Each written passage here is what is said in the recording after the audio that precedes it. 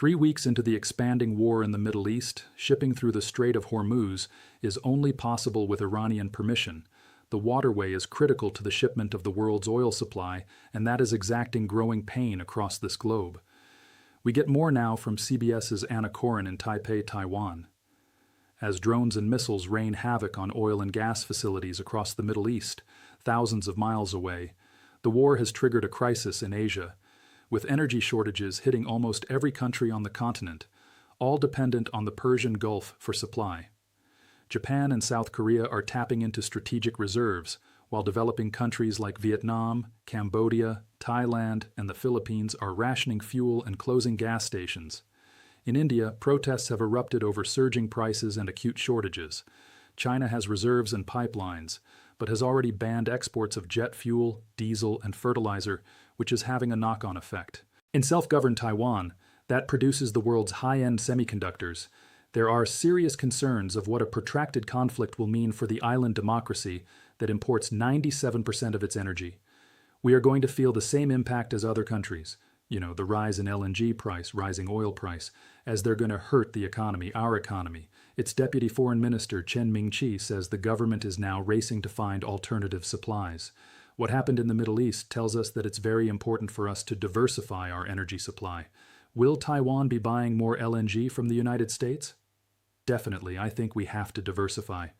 If the crisis in the Middle East drags on, it could prove to be a windfall for American energy companies, in particular natural gas producers. As governments across Asia, including here in Taiwan, try to secure long-term, a self-governing island that imports a staggering 97% of its total energy needs. Local production of oil or gas is negligible, making the island extremely exposed when traditional Gulf routes falter. What makes Taiwan's situation especially critical is its central role in the global tech supply chain. This small territory manufactures the world's most advanced semiconductors, the microscopic components essential to smartphones, laptops, automobiles, servers, and artificial intelligence systems everywhere. A prolonged energy disruption here doesn't just affect local factories. It threatens to ripple through international markets, delaying shipments and raising costs for companies worldwide. Deputy Foreign Minister Chen Ming-chi addressed the issue head-on in a direct statement. He acknowledged that Taiwan is confronting precisely the same pressures as its regional neighbors. Escalating prices for crude oil are driving up transportation and manufacturing expenses across the board. Natural gas costs, which feed into electricity generation, are climbing too, adding strain to household budgets and commercial operations alike. His candid assessment underscores the broad economic pain that could deepen if the conflict persists. This moment has forced a fundamental rethink in Taipei. Leaders recognize that over-reliance on one geographic source, the Persian Gulf, creates unacceptable vulnerability. A distant war can paralyze domestic energy security overnight. The conclusion is clear. Diversification is no longer optional. It's an immediate national priority to safeguard both economic stability and technological leadership. Taiwan has identified a promising alternative path forward. The government is actively pursuing increased imports of liquefied natural gas from the United States. American LNG arrives via secure Pacific routes, bypassing the troubled strait entirely. Officials have confirmed they are moving ahead with plans to boost volumes, creating a more balanced and resilient supply portfolio. This shift is about more than short-term relief. By securing additional non-Gulf sources, Taiwan aims to insulate its semiconductor industry from future shocks and maintain uninterrupted production that the world depends on. End Step 2. Focus solely on Taiwan's unique vulnerability, lesson learned, and initial diversification move. Completely separate angle. Step 3. Broader Asian response and emerging opportunity. Chakra 5000 chars. Across the continent, governments are adopting similar long-view strategies in response to this crisis.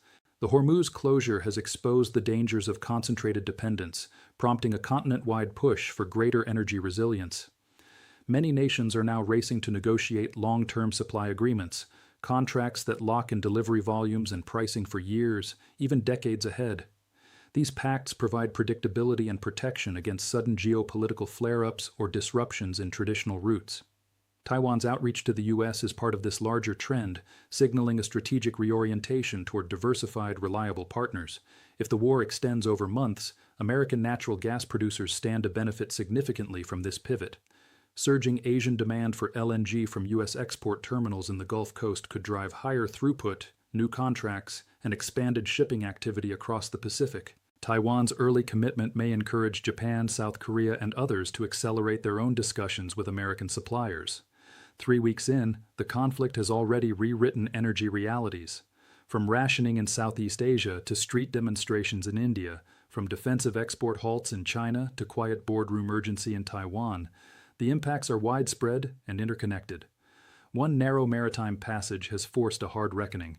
Secure alternatives now or face recurring crises later. Governments understand the stakes. Stable energy underpins factories, transportation, agriculture, and innovation. By diversifying sources and forging new partnerships, particularly with stable exporters like the United States, Asia is working to turn vulnerability into strength. This evolving story highlights how quickly a regional conflict can become a global economic challenge. Yet in the scramble for solutions, opportunities emerge. Stronger trans-Pacific energy ties, more secure supplies for fast-growing economies, and potential growth for producers ready to meet the moment. As developments continue, the focus remains on keeping essential systems running and people supported through uncertain times.